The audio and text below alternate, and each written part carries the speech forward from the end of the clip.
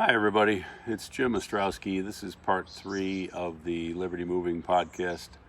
Buffalo's got a beautiful summer, so I'm going to do as many of these outside as I can in maybe different locations. So you may hear some background noise. I'm right under an apple tree, so if you hear something falling, it's probably an apple. I hope it doesn't fall into my head.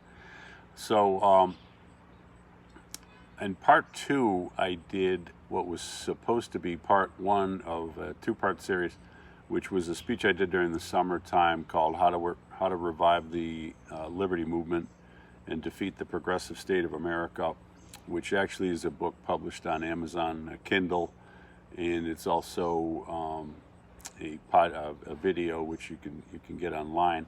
But since I'm setting up the show, this is a speech that kind of summarized like 40 years in the Liberty Movement. I'm now in my 41st year. So I thought it is a foundation for the show, not necessarily the most scintillating podcast. I'm going to reprise that. Then you'll basically know what I've been doing for the last 40 years. So, but because I did kind of a dry run and it was 38 minutes, so I'm going to make this into a 3-part series. So the first episode of the podcast is me explaining what the podcast is about. The next 3 episodes will be this presentation, which reviews my 40 years in the movement and kind of will let you know pretty much exactly what I'm trying to accomplish. So, but I did have a couple quick remarks about the last, the first part of the presentation, which I thought, since I gave it almost a year ago now, I think certain things I said really kind of predicted what was going to happen. So I wanted to go over a couple of those things. So I made the point that progressives are in an endless search for non-governmental scapegoats to blame for their policy failures. And I think that's basically what's happening now. What's happening now is something I predicted in Progressivism, a Primer, which was published in 2014, but really written like 2013, before Ferguson. So I made it clear there that what is happening is that progressivism, the ideology of progressivism, which is not leftism, as I use the term. I mean, you can use words any way you want. There's no God of the dictionary, and the government doesn't control the dictionary yet. But as I use progressivism, I'm using it in the sense of the belief that government force is going to solve pretty much any problem that comes along. And that's a massive failure. And that philosophy was sold to the black community in America very hard in the 1960s. And the black community, judging from their voting patterns, has bought into it very heavily. And guess what? It failed. It failed. So, because the progressivism is not a rational system of thought, because the progressive can never get outside of his own progressivism and see its ridiculous nature, they never give up on progressivism because it's irrational. And they need it as a form of therapy. And all that stuff that I've explained elsewhere, and we'll get into, believe me, ad nauseum as the podcast goes on. They are in a constant search for non-governmental scapegoats. So you could say that the obvious problems with a majority of the black community in the United States, economic problems, social problems, so on, you could say that they're the result of the failure of betting on progressivism, and in fact that's the truth. But they can't do that. So what they do is they need a non-governmental scapegoat. Just for example, guns are a non-governmental scapegoat. Gun owners are a non-governmental scapegoat. So every time there's any sort of violence, you can never blame a government policy, even though it's pretty clear that many governmental policies have led to violence using guns. They never do that. They always blame a non-governmental scapegoat. This is a key aspect of my work. You're going to hear this constantly. So what's the non-governmental scapegoat with respect to the problems in the black community? Well, racism. It's perfect because it's it's not a government, racism, it's sort of, white racism, basically white people. White people are not the government, obviously. So it's a perfect scapegoat. So I talked about that for years. I talked about it last summer, and that's basically what's happening now. A couple other quick insights before I continue the talk. The state generates conflict. Again, you're going to see certain themes in my work that you're not really hearing from other people, or not to the degree or not to the specificity. The state generates conflict. If you don't understand that, you don't understand what's happening now in the United States. A lot of these groups that are fighting in the political sort of battlefield, they get along reasonably well, not perfectly well in the marketplace. So why is it they're fighting about who's going to have control of the state and who's going to do what to whom with the state? The state generates conflict, and again, that's something I talked about in my speech 11 and a half months ago, and you see it in the streets. Let's skip over a few things here. I had a lot of discussion about leftism. What is leftism? I believe it's rooted in personal unhappiness. You look at some of these people in the street, and if you think you can explain what they're doing because, George Floyd, or this or that, or they want to change society, I don't think so. I think you'd be missing a lot of the point. I have a theory of leftism, which I've developed myself. It may sound similar, and I don't really care if it sounds similar to what other people have said. I guess it just means that more than one person is zeroing in on the truth. I think leftism is rooted in personal unhappiness. We'll be debating that. I'll be writing more about that. I'll be analyzing that. And again, that's something that's in my speech that is happening now. You see it on the nightly news.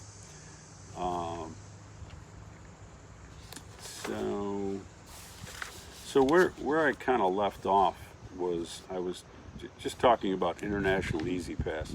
What I'm trying to do here is, the libertarian movement has suffered because of doesn't seem to have a clear view of immigration, movement of people, basically those two issues. So what I tried to do is come up with an idea that's consistent with libertarian principles, that supports freedom of movement, the natural right to move about the earth, but doesn't go so far as to say that, if there's a 16-year-old boy in Germany who wakes up this morning and says, I want to become an American citizen, and he gets on the web and files an application, we don't have to make that person an American citizen. It's just it's not a libertarian principle. It's whatever it is, it's something else, but it's not necessitated by libertarian principles. So what I'm trying to do is, frankly, hammer out a midpoint, a middle ground position, which is very rare for me. Nobody really has ever accused me of being a moderate. Between the extreme right of exclusion and the extreme left of essentially inviting the entire world, I don't think that libertarianism is consistent with either extreme. I think it's in that middle, which is rare for us, but I think that's where it is.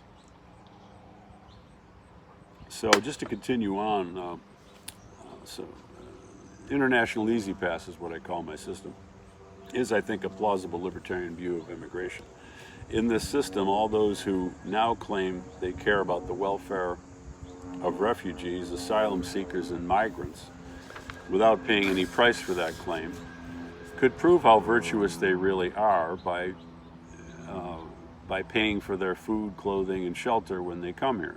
Talk is cheap, and so are hate has no home signs. These people who claim to love humanity should really support liberty, because once everybody is free to associate or disassociate, and everyone has to bear their own costs, they will be able to prove how virtuous they really are by paying for and housing and subsidizing immigrants. Right now, it's just pure virtue signaling, because I've never seen any of these houses with these these signs where there are actual refugees living there. I guess love has no home there either.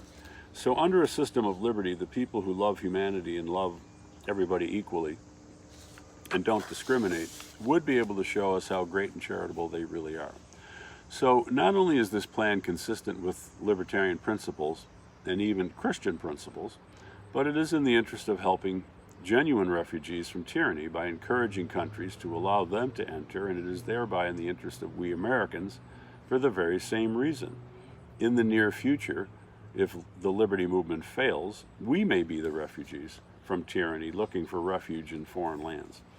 Again, the left isn't for open borders. Leftists are temporarily saying they are for open borders, but as soon as they get power, they're going to crack down on those borders so fast, and they're going to restrict immigration and restrict it for all the reasons that if you studied leftist ideology, you would predict that they would say. So they're going to say, well, you guys are from a different culture. You don't respect the rights of women and gays, and you guys are in favor of female genital mutilation, so we can't have that in our country. You want women to walk around covered. We can't have that. Global warming is going to worsen because you're going to be consuming more fossil fuels than you did in the third world. We will have too much traffic congestion and urban sprawl. Sorry, we can't have that. So the left isn't for open borders or for human freedom, except for the temporary purpose of gaining more power over you so they can destroy your freedom in the future. So that's phony baloney stuff. Don't be a useful idiot for the left. Likewise, the Trump approach of building a wall is silly because the reason why people come here is incentives. Lower crime, economic opportunity, less political violence, welfare, health care, and the potential to become citizens. Which of those incentives is negated by a wall? None. The wall doesn't even address the problem the Trump people are trying to solve. Neither side makes much sense, so there is a need for libertarians to propose practical solutions applying libertarian theory. The fact that both the left and the right will oppose our plan is all to the good and more proof that we are right. With the failure, or at least temporary paralysis of the liberty movement, where do we stand? Daily life in America goes on without even a hint there ever was a liberty movement from 1650 through 1900, and a modern renaissance of that movement from 1968 through the end of the second Ron Paul campaign. And yet, there is no sense of urgency in our movement. A sense of resignation is set in. Various stories about the movement's death are treated with yawns by our own leaders. All I can say is life in academia and DC think tanks must be great, but most of the people out here in the real world are suffering under the weight of progressive big government tyranny. Pretty soon, we will have to send out Sherlock Holmes to see if he can find any trace of a real liberty movement in America. In that regard, note that we have no pure libertarian members of Congress, no libertarian Supreme Court judges, no libertarian in the White House. There are no libertarian governors or state legislators, and no state or federal libertarian judges to my knowledge. Academia is a wasteland with almost no libertarian law professors in the social sciences except for a few economics professors in smaller schools. Folks, we are getting our butts kicked. As I explained in the book 5 years ago, government has increased in size massively and continuously since the progressives took over 100 years ago, and this continues under Trump. Tax Freedom Day, when borrowing is factored in, is not improved. It is now May 8th, according to the Tax Foundation. Trump has made some regulatory reductions, but new regulations continue to be enacted, and the net result is difficult to measure since, as I stated in the book, the huge negative impact of regulation, the taxation of non-monetary wealth, is inherently difficult to quantify. Government continues to grow at the state and local level.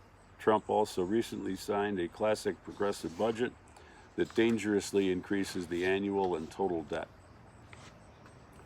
Trump is even moving towards gun control in the wake of several mass shootings.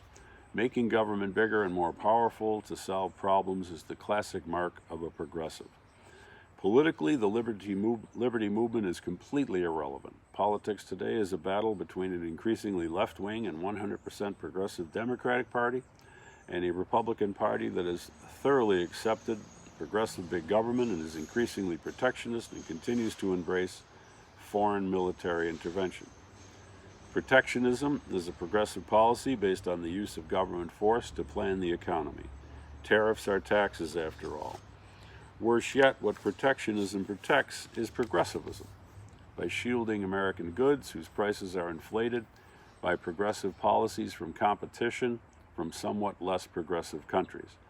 That is why before Trump, unions and the left were pro-tariffs. Why wouldn't they be?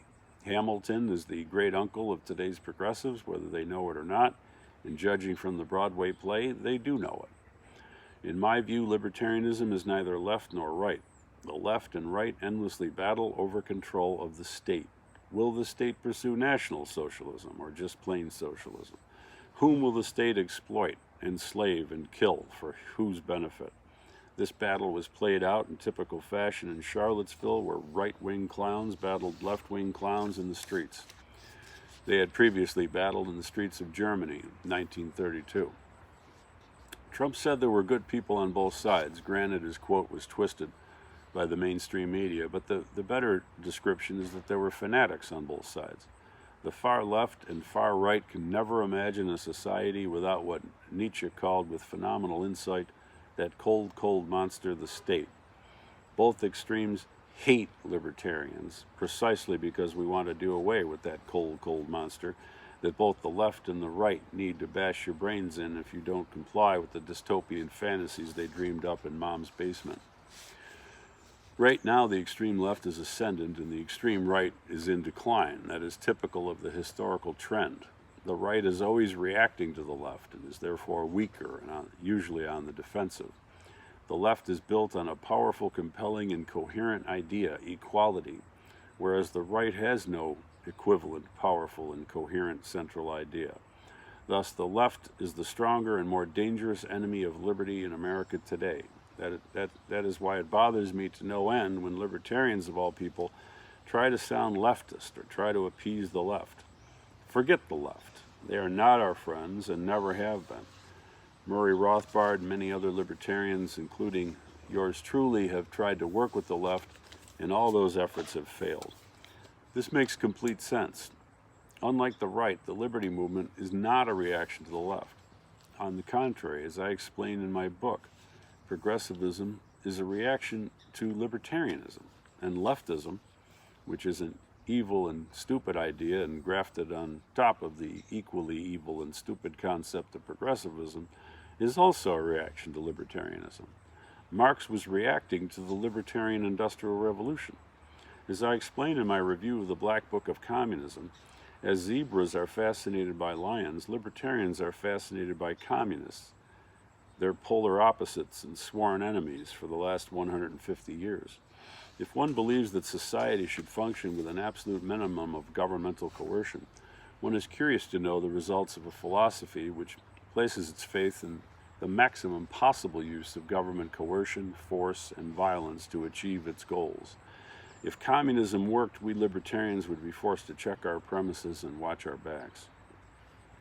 Thus, the left is the enemy of liberty and the liberty movement. Libertarians, stop trying to sound leftist on issues like marriage, immigration, and drugs. We are not leftists, and we do not have the same views on these issues as the commies. Don't try to appease or sound like the left. Rather, co-opt the left by explaining to the constituencies the left bamboozles that liberty and the free market are better for them than that cold, cold monster, the state. Remember, liberty created the modern world. The left has accomplished nothing but death and destruction. Our product is better than their product, so marketing it should be easy. We need to take the same approach with the right. Co-opt them by showing that our product is better than their product at solving the problems of the people that the right bamboozles. Instead, many libertarians like to attack the masses for being insufficiently virtuous or politically incorrect, instead of trying to get the government off their backs. So unlike the right, libertarianism isn't a reaction to the left. The left is a reaction to libertarianism. Unlike the right, which has no central organizing principle, libertarianism does have a coherent core principle, liberty, which is far more powerful than the left's silly, stupid, impossible, and ultimately totalitarian concept of material equality. If liberty is the best political invention of humanity, material equality is its worst, has resulted in grave harm to humanity, has put millions of humans into graves, and has served in many countries and areas, including now, to destroy liberty. So, folks, that's part 2 of my talk, How to Revive the Liberty Movement, and I'll cut it off there. So the next episode will be part 3, and then after that we'll get on to, I guess, I don't have a usual show because it's new, but it'll tackle the issues of the day or specific projects that I'm working on, and I'm working on many projects all at the same time, some of which you don't know about, some of which you might know about if you follow my Facebook page. So just to remind you, in order to get real with the podcast, I need to get 1,000 subscribers. If I don't get 1,000 subscribers, this show is not going to go anywhere. I won't be able to monetize it, and I won't be able to do live broadcasts. I much prefer to do live. I think it has a lot more energy. I'm going to try to make these taped broadcasts as interesting as possible. They'll get more interesting because, granted, 3 episodes of reading a speech into the record is not my idea of a great time, but you're going to know exactly what I'm all about and whether you're interested in watching the show. If you're not, you're not. If you are, you are. So the first 4 episodes in total, you'll understand pretty much who I am and what I'm up to. I do have 7 books on Amazon. I fund what I do through law practice plus book sales and some political consulting. If you like my work, buy my books. I'm not funded, as I said in the first episode. There's no sugar daddy. There's no foundation. Just a working class lawyer, writer, living in a working class, middle class neighborhood in North Buffalo. Hey, there's the first apple that fell. So I'll leave it at that. Please subscribe. I'm on Twitter at Jim Ostrowski. I'm on Facebook, pretty easy to find, Jim Ostrowski. And please subscribe to the Liberty Moving podcast. Thank you very much. Bye.